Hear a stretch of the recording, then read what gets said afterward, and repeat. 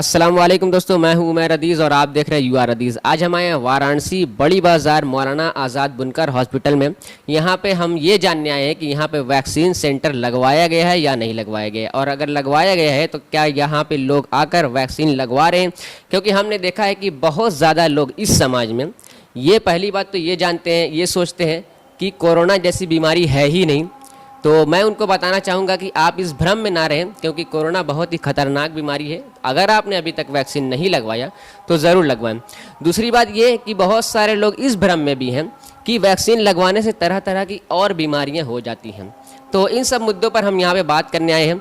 हमारे साथ अभी बैठे हुए हैं डॉक्टर बशीर अहमद जी, जो कि प्रेसिडेंट हैं मौलाना आज़ाद बुनकर हॉस्पिटल में।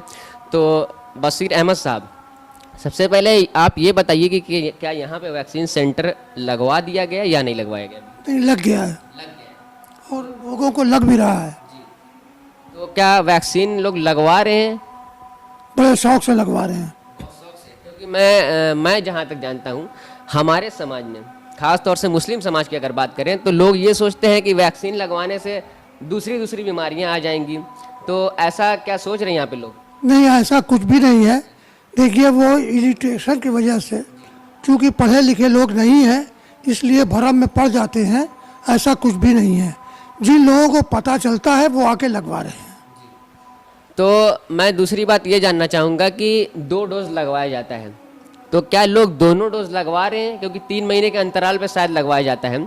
एक बात तो ये, और दूसरी बात ये कि कौन सी वैक्सीन यहाँ पे लगवाई जा रही है। जैसा कि आपको पता है कि 2 वैक्सीन है, एक कोविशील्ड और दूसरी कोवैक्सीन। तो क्या दोनों यहाँ पे अवेलेबल है या सिर्फ एक ही अवेलेबल है? नहीं, अभी तो एक ही लग रही, दोनों लग रही है। अभी कोविशील्ड लग रही है। चलिए, इनसे बात करके हमें बड़ी खुशी हुई। और बहुत सारे लोग हैं, अनवारुल हक साहब जी हैं, हाजी जलीस अहमद साहब जी हैं, उनसे भी बात करेंगे और थोड़ा हिस्ट्री जानने की कोशिश करेंगे कि मौलाना बुनकर हॉस्पिटल की क्या हिस्ट्री है, कब से स्टार्ट हुई और यहाँ पे क्या क्या फैसिलिटीज़ अवेलेबल है। इन सारी बातों को जानने की कोशिश करेंगे उनसे। हमारे साथ अभी जुड़ चुके हैं हाजी जलीस अहमद साहब, जो कि सेक्रेटरी हैं। हम इनसे ये जानने की कोशिश करेंगे कि आखिर वैक्सीन लगवाने से क्या क्या दूसरे इफ़ेक्ट आते हैं। जैसा कि कोई भी वैक्सीन अगर आप लगाइए, कोई भी टीका लगवाइए, तो दूसरे इफ़ेक्ट आते हैं, आपकी बॉडीज़ में चेंजेस आते हैं, लोग डर जाते हैं उससे। तो सबसे पहले अगर आप ये बताने की कोशिश करें कि वैक्सीन लगवाने के बाद क्या क्या चेंजेस आते हैं बॉडी में, क्या बुखार आता है, ज़ुकाम होता है, ऐसा कुछ होता है? नहीं, ये तो गाइडलाइन भी है कि बुखार आता है, 2 दिन 1 दिन बाद बुखार आता है, वो ठीक हो जाता है, यही आता है। इसके अलावा तो कोई नुकसान नहीं है वैक्सीन का, सबको लगवाना चाहिए। तो जैसा कि बशीर साहब जी ने, हाजी बशीर साहब जी ने हमें बताया कि यहाँ पे वैक्सीन लग रही है, और चूँकि आज संडे है, मैं गया भी था, तो संडे को तो नहीं लगती है। तो मैं आपसे भी यही जानने की कोशिश करूँगा कि क्या यहाँ पे लोग शौक से लगवा रहे हैं या नहीं लगवा रहे हैं? बहुत शौक से लगवा रहे हैं। 18 साल से 44 साल तक के लोग ऑनलाइन रजिस्ट्रेशन करवा के लगवा रहे हैं। 44 के बाद लोग जो है वो रजिस्ट्रेशन भी कराते हैं और यहाँ आधार कार्ड लेके आते हैं, उनको डायरेक्ट लगता है। जैसा कि आपने देखा था दूसरी वेव जब आई थी, तो वेंटिलेटर की कमी, बेड की कमी, ऑक्सीजन की कमी, लोग सड़कों पर तड़प तड़प के मर जा रहे थे, टोटो में मर जाते रहे थे, ऑटो में मर जा रहे थे, कोई ट्रॉली पे मर जा रहा था, कोई रोड पे मर जा रहा था। तो मौतें बहुत ज़्यादा हुई थी और हॉस्पिटल्स भी उनको वो फैसिलिटीज़ अवेलेबल नहीं करा पा रहे थे। जैसा कि मैंने देखा कि श्री शिव प्रसाद गुप्त हॉस्पिटल जो है कबीर चौरा पे, वो बंद पड़ी हुई थी। लोग BHU में जा रहे हैं तो वहाँ से वापस हो रहे हैं। तो यहाँ पे उस समय क्या था, क्योंकि मैं यहाँ पे नहीं आ पाया था, उस समय यहाँ की पोजीशन क्या थी मैं नहीं जान पाया। तो आप ज़रा बताने की कोशिश करेंगे क्या उस समय यहाँ पे वेंटिलेटर, बेड और ऑक्सीजन की फैसिलिटीज़ अवेलेबल थी या नहीं थी? हमारे यहाँ वेंटिलेटर नहीं है और इंशाल्लाह 1 महीना 2 महीने में वो लग जाएगा। हमारे पास 3 बेड ICU का है, अभी 4 बेड हमारी बढ़ाने की तैयारी है, पूरी तैयारी इसकी है। उसके बाद हमारे पास अभी जो है अशोक धवन जी के ज़रिए से, DM साहब के से 5 कंसल्टेटर मिला है और 2 हमारा एक संस्था है माधव से, उससे मिला है। अभी DM साहब से और रिक्वेस्ट कर रहे हैं कि हमको और दे दीजिए। हमारे पास 20 सिलेंडर है, अभी हमने कल 10 सिलेंडर का ऑर्डर और दिया है। वैसे कमी की वजह से 10-10 मंगा रहे हैं। तीसरी वेव की पूरी तैयारी में हम लोग लगे हुए हैं, जैसा कि सरकार द्वारा और पता लग रहा है कि तीसरी वेव बहुत जल्दी आने वाली, उसके पहले हम लोग सब तैयारी करने की कोशिश कर रहे हैं, हो भी जाएगा इंशाल्लाह।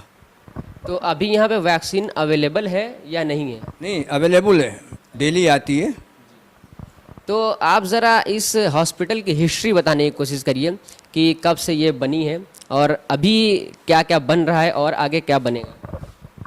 जी, अनवारुल हक जी। यहाँ पे जो है, जो पूरब तरफ नई बिल्डिंग है, डिलक्स रूम, ये हॉस्पिटल हमारा सन 76 में बना और उसके बाद से ये अस्पताल चलता रहा। बिल्डिंगें बुनकर व्यवधि फंड से और कुछ सरकारी फंड से बनी।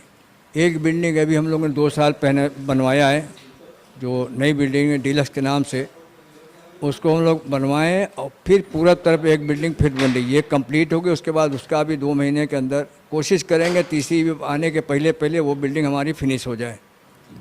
अब हम अनवारुल हक साहब से बात करेंगे और चूँकि आप जानते हैं कि ये समाजवादी पार्टी से भी जुड़े हुए हैं और बखूबी अपना जो पोजीशन है उसको निभा रहे हैं और उम्मीद करता हूँ कि आगे भी निभाते रहेंगे और समाज सेवा बहुत करते हैं ये।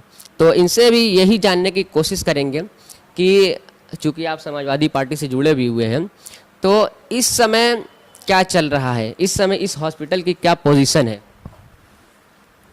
बहुत बहुत शुक्रिया आपका। आपने हमारे मौलाना आज़ाद बुनकर हॉस्पिटल को जानने और समझने की कोशिश की है, इसके लिए तहे दिल से आपको मुबारकबाद सबसे पहले देते हैं आपको। आपने सवाल किया कि क्या चल रहा है इसमें, तो इसका इतिहास अगर आप जानना चाहेंगे हमसे, तो इसका इतिहास बहुत पुराना है। सन 1976 में हमारे पुरखों ने इसके बारे में सोचा। इसको पहले लोग नीबुरिया बोलते थे, नीबुरिया, इसके नींबू का बाग हुआ करता था और बड़ी गहराई थी। जहाँ इस ऑफिस में जहाँ बैठे हैं ये 10 फीट गहरा था ये पहले। लेकिन हमारे पुरखों ने, जैसे मरहूम सरदार बदरुद्दीन साहब, मरहूम हाजी मुश्ताक अली साहब, मरहूम हाजी अमीन साहब, मरहूम सफ़ीउर्रहमान एमएलए साहब जो इस इलाके से एमएलए हुआ करते थे और मिनिस्टर हुआ करते, तो उन लोगों ने इसके बारे में सोचा और सोच के ये धीरे धीरे धीरे धीरे ज़ेर तामीर होता गया। सन 1976 में बाकायदा और बाज़ाब्ता संजय गांधी जी ने और मरहूम नारायण दत्त तिवारी जो उस वक्त के मुख्यमंत्री हुआ करते थे, उन्होंने इसकी संग बुनियाद रखी और ये धीरे धीरे रफ्ता रफ्ता रफ्ता रफ्ता परवान चला गया। चूँकि ये चैरिटेबल ट्रस्ट है, ये यहाँ सदर सेक्रेटरी हर 2 साल में चुनाव होता है, यहाँ पर बदलते रहते हैं और जिसका जिसका पीरियड आया उन्होंने बखूबी अंजाम दिया। लेकिन मौजूदा कार्यकाल जो है डॉक्टर बशीर अहमद साहब को जो प्रेसिडेंट हैं और हाजी जलीस अहमद साहब जो सेक्रेटरी हैं, उनकी पूरी कमेटी को मुबारकबाद मैं देना चाहता हूँ आपके इस चैनल के माध्यम से कि लोग बहुत मेहनत कर रहे हैं अपनी पूरी टीम लेकर के। और अगला जो कोरोना काल आया था सन 2020 के अंदर, उस कोरोना काल में मौलाना आज़ाद बुनकर हॉस्पिटल ने अपनी जिम्मेदारी को खूब निभाया और उस जिम्मेदारी से खुश हो करके, क्योंकि सारी रिपोर्ट प्रशासन को जाती रहती है, प्रेजेंट टाइम में जो जिला अधिकारी महोदय जनाब कौशल राज शर्मा जी, उन्होंने बुला करके अपने ऑफिस में बाकायदा हम लोगों से मीटिंग की और ये कहा कि अगर कोई और ज़रूरत हो तो हमको बताया जाए। जबकि आपको ये जानकारी दे दे कि हमारे इस हॉस्पिटल में गवर्नमेंट से कोई फैसिलिटी नहीं मिलती, कोई मेडिसिन नहीं मिलती। ये हमारा इलाका जो है गरीब इलाका है, बुनकर का इलाका है। बुनकर ये मोहल्ला जितना अगल बगल है, यहाँ से लेकर छित्तनपुरा तक, भदों चुंगी तक, तमाम लोग, अमीर हो गरीब हो, सारे लोग, सरैया कुनिया पुराना पुल, तमाम लोग इसमें चंदा देते हैं, ज़कात का पैसा देते हैं। उस ज़कात के पैसे से ये हॉस्पिटल चलती है। हमारे यहाँ अच्छे डॉक्टरों की बहुत अच्छी तादाद भी है। हमारे यहाँ पैदाइश का बहुत अच्छा सूबा भी चलता है, हमारे यहाँ बच्चों का बहुत इलाज होता है, तो सारी सुविधाएँ हमारे यहाँ हैं। तो आप कुछ चुनिंदा लोगों का नाम बताना चाहेंगे जो बहुत बढ़ चढ़ कर इसमें हिस्सा लेते हैं? देखिए, नाम बताने से गुरेज हम करेंगे इसलिए कि कुछ ऐसे ऐसे मुखलिस हाथ हुआ करते हैं, अल्लाह के ऐसे ऐसे नेक बंदे हैं कि जो बहुत बड़ा बड़ा ताउन कर करके हॉस्पिटल में, और अपने नाम की रसीद वो छपवाना नहीं चाहते, वो गुमनाम की रसीद छपवा देते हैं और कहते हैं कि ये हम कार्य खैर के लिए देते हैं। आपको एक जानकारी और दे दें, हमारे यहाँ हर साल कैंप भी लगता है, आँख का ऑपरेशन होता है, फ्री कैंप लगता है, हार्निया और हाइड्रोसिल का फ्री कैंप लगता है। और अल्लाह का शुक्र, अल्लाह का एहसान कि चूँकि कोरोना लगा हुआ था, बुनकर बहुत परेशान हाल, खस्ता हाल, आप ये देख ही रहे हैं, आप चूँकि बखूबी वाकिफ उससे हैं। तो ऐसे में इस बार सबसे ज़्यादा, जब से कैंप हमारे यहाँ लगना शुरू हुआ, इस बार सबसे ज़्यादा हमारे यहाँ करीब 350 ऑपरेशन आँख के हुए अल्हम्दुलिल्लाह, और सारे फ्री हुए। और सबका बखूबी हमारे अच्छे डॉक्टरों ने उसका ऑपरेशन किया और सबको अल्लाह के फजल करम से बीनाई उनको जो है तो जो गई थी वो वापस रोशनी उनकी आई।